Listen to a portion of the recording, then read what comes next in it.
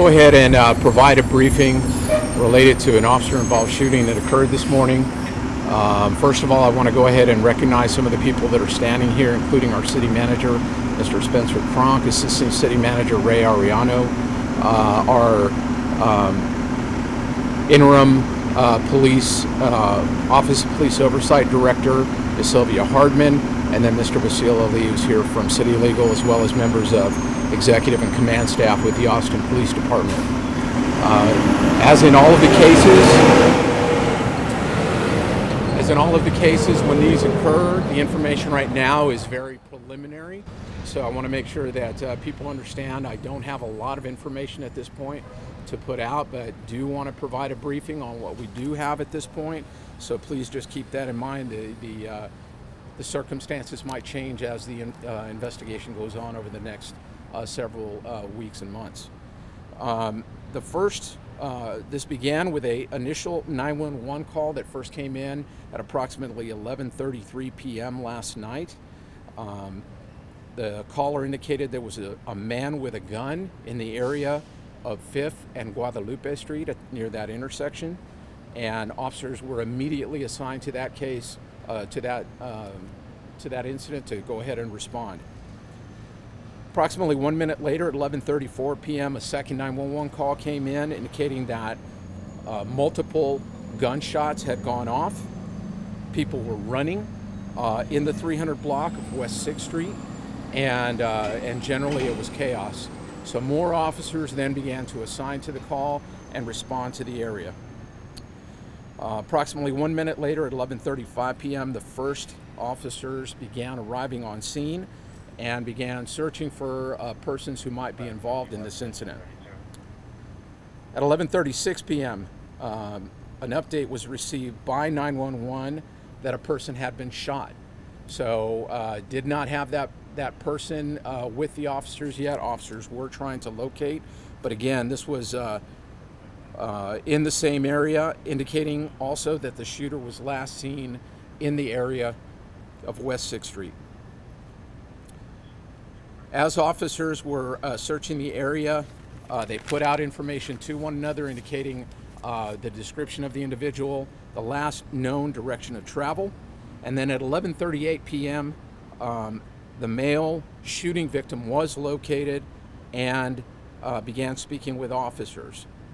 Appeared to have a non-life-threatening gunshot wound.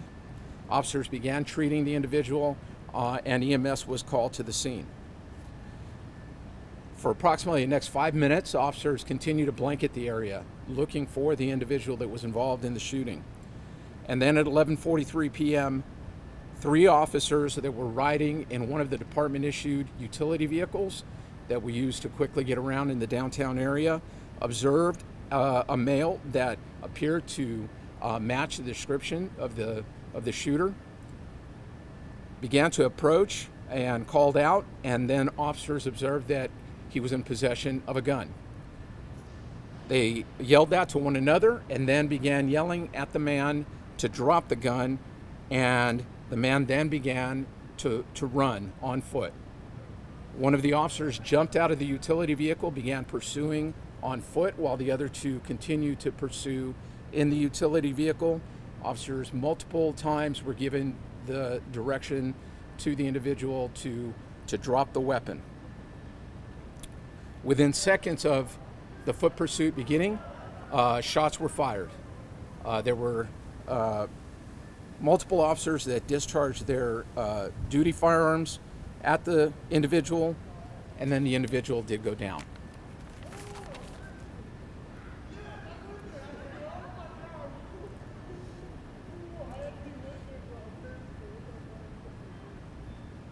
Officers within seconds reported that the suspect had been safely detained and that a firearm was recovered at the scene. Officers immediately began life-saving measures until EMS could get there, and then they took over care of the individual. The man was transported to a local area hospital with serious injuries, and then at 12:30 a.m. this morning, he was pronounced deceased. During all of these events, I think it's important to stress that this is the downtown entertainment district. There were people everywhere, many on foot, vehicles in the area as well, and generally this was a very, very active area of town despite the late hour.